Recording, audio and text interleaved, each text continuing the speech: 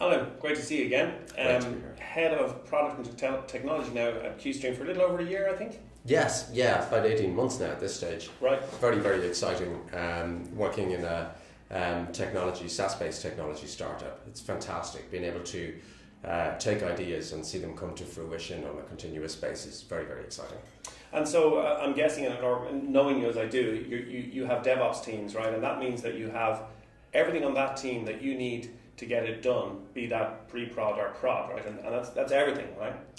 Yeah, so there's a lot of myths about DevOps, and so probably the best way of describing it is Jez Humble wrote a great article many years ago now called "There's No Such Thing as a DevOps Team," and I actually subscribe to a lot of what that article says. DevOps is a way of working, so the teams themselves aren't.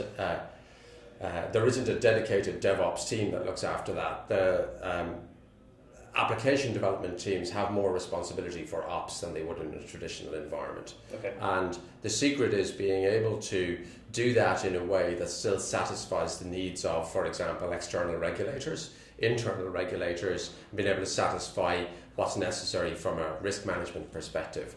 I do subscribe to the idea of platform-wide teams that have shared responsibility, but rather than that being a dedicated DevOps team, I think site reliability engineering as a discipline to safeguard the overall platform reliability is definitely a good thing. Susan Fowler's work, her book on that is really, really good and gives a great language for people to understand what are the things that are centralized and platform-wide versus what are the things that get distributed out to the individual business application teams. Yeah, so when we're speaking to our customers along these lines, we tend to talk about SRE as having responsibility for monitoring and troubleshooting and security. Is that kind of where you're at? Fowler has a slightly different way of thinking about it. I actually think that the single kind of governing metric that I would say for a site reliability engineering team is reliability. And reliability, in the old days, people used to look at mean time between failures. Nowadays, it's really about being able to recover so that your customer doesn't experience it. You need to change to the mindset of realizing that failures happen. That's the polite version of it.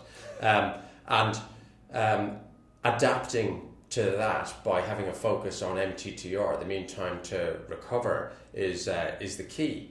And so making sure that the characteristics of the software that's going through to production are such that you can recover without a big impact on your customer dramatically changes the risk profile. Very, very important for large organizations to shift from MTBF to MTTR.